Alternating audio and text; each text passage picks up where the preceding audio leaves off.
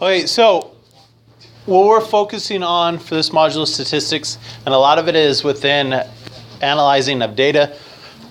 So collecting data, then there's a middle part of what we do with that.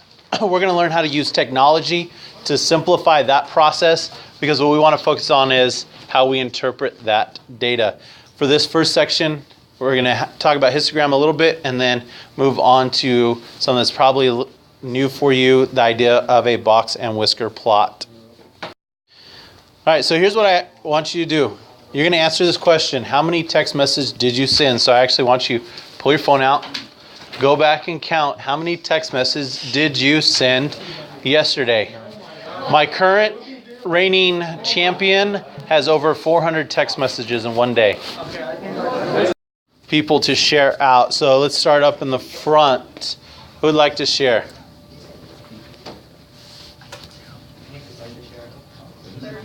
37? All right, what about group 2? Hank, what do you got?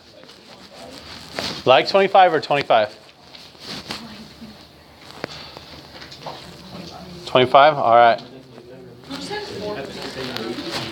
Jasmine, what'd you get for me? 3, yeah, girl. Be proud of that. All right, let's go. Peters, what do you got? 18? Man, you guys are a low texting group. Nice. Catherine. There we go. Now we're getting up there. 139. All right, Alyssa. Oh, you want me to say mine? No. 16. 16? Lizondo. 80, that's it? Man. All right. Matthew? What? 148. 148? Okay, does anyone have more than 148?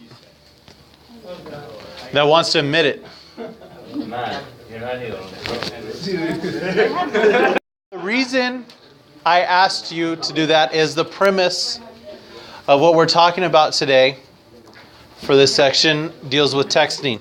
So you have in your workbook there, also on your slide, this little setup. So technology changes quickly and yet has a large impact on our lives.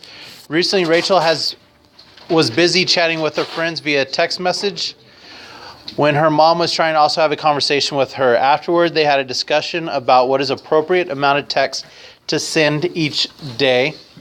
Since they could not agree, they decided to collect the data on the number of texts people send on any given day. They each asked 24 of their friends the following question: what is, important word here, average? Because some of you are going to ask me a question about the data on the next slide. If you remember average, you will know why. Average number of texts you send each day. The data in the histogram representing all 48 responses are below. So we're going to create a histogram. Normally we'd have to take all these data points, write them in order, and then create our histogram from that. But instead of doing that, Google Sheets to do this. And then Google Sheets will order it how we need and help us create the histogram, so it shortens it very quickly.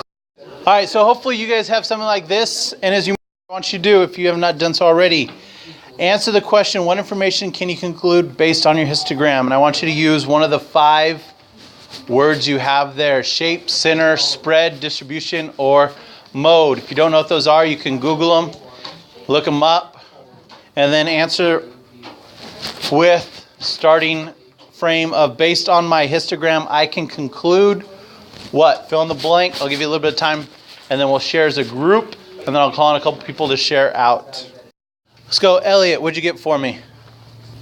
Based on my histogram, I can conclude that the distribution of text messages sent by the people surveyed was weighed more towards the 0 to 40 range. That the distribution. Did I use that word correctly?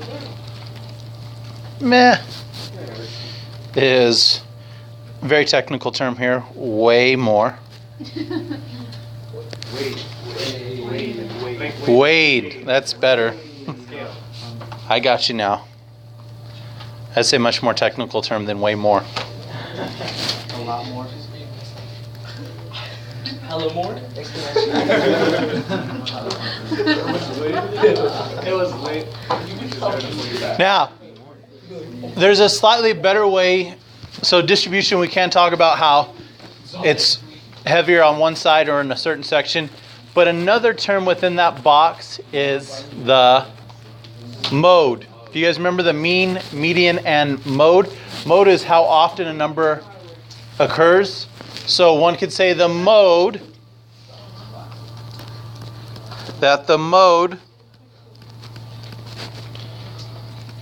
is between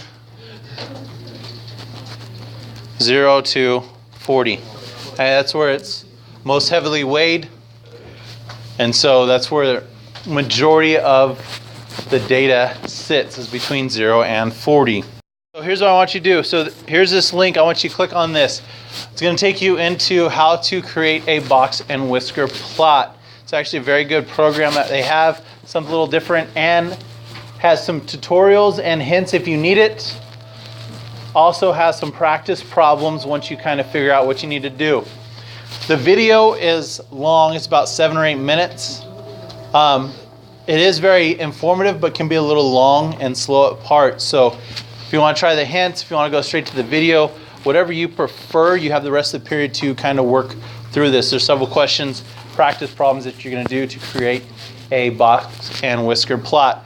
Once you have created your last one correctly, you're going to take a picture of it and paste it in to your Google Slides to show me that you've completed the task. So I want you to continue working on the Khan Academy applet and work through that. You need to get 3 of them correct. When you get the 3rd one done, I want you to take one picture of that. Remember, it's Control Shift and then the Windows selector key. It's the button that's just above 6, and then you're going to paste it. So you're going to paste it into this slide here.